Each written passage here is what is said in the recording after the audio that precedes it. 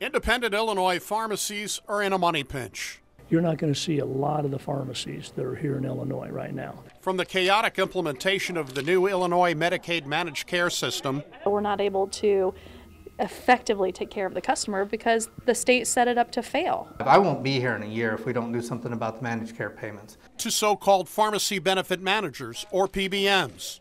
Local drugstore owners say it's becoming harder to turn a profit. Every time we're filling a claim for these managed care organizations or PBMs, we're actually losing money. Family-owned independent pharmacies are in a financial squeeze.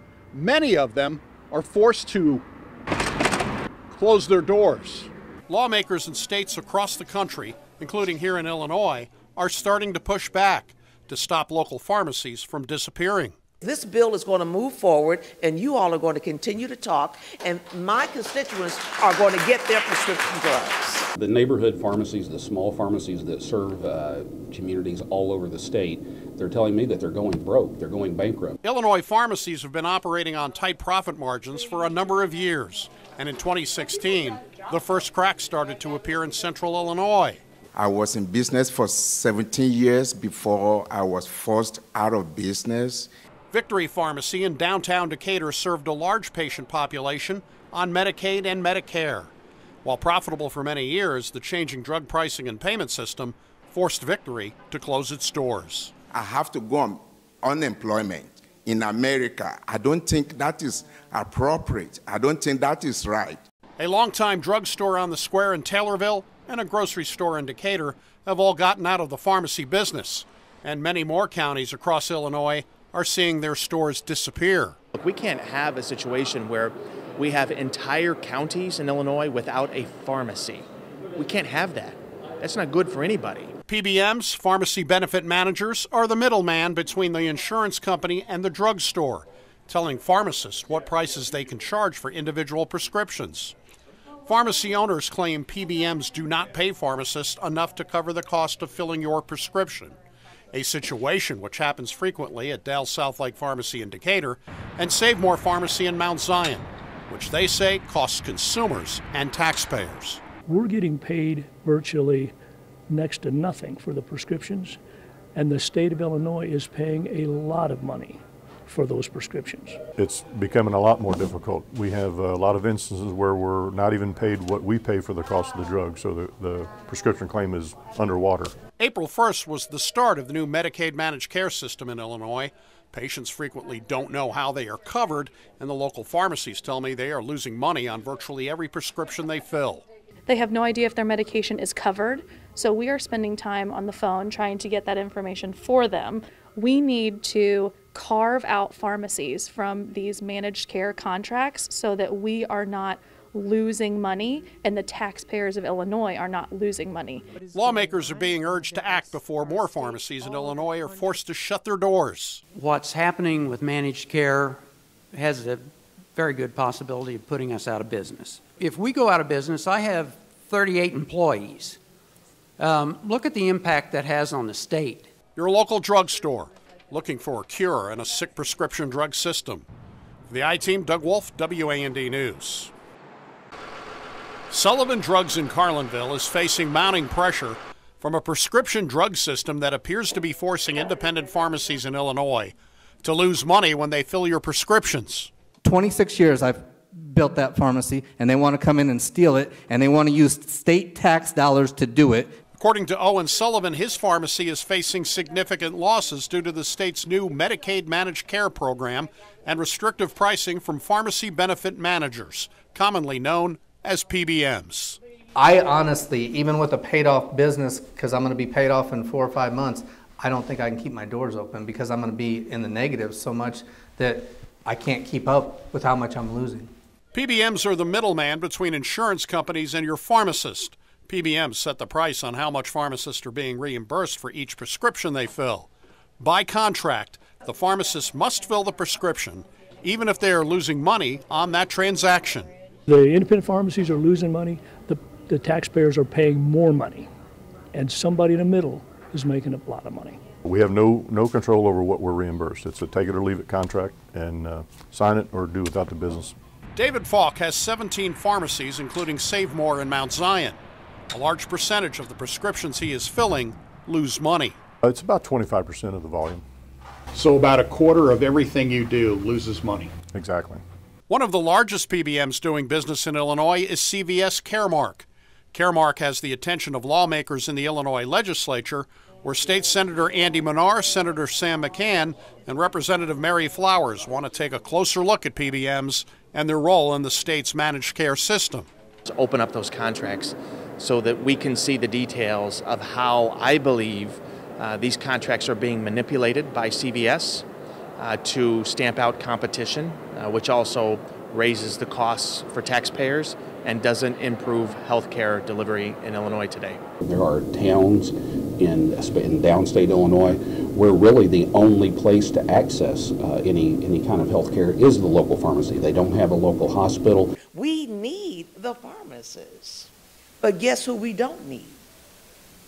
We do not need the middleman. CVS Caremark tells WAND News independent pharmacies are reimbursed overall at a higher rate than chain pharmacies in their network, including CVS Pharmacy.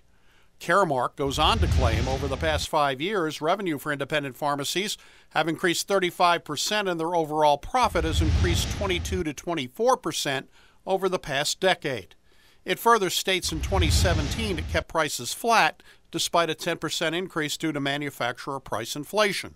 Independent pharmacists tell us CVS has been circulating letters to many pharmacies offering to buy them out, which some are forced to do as profits decline.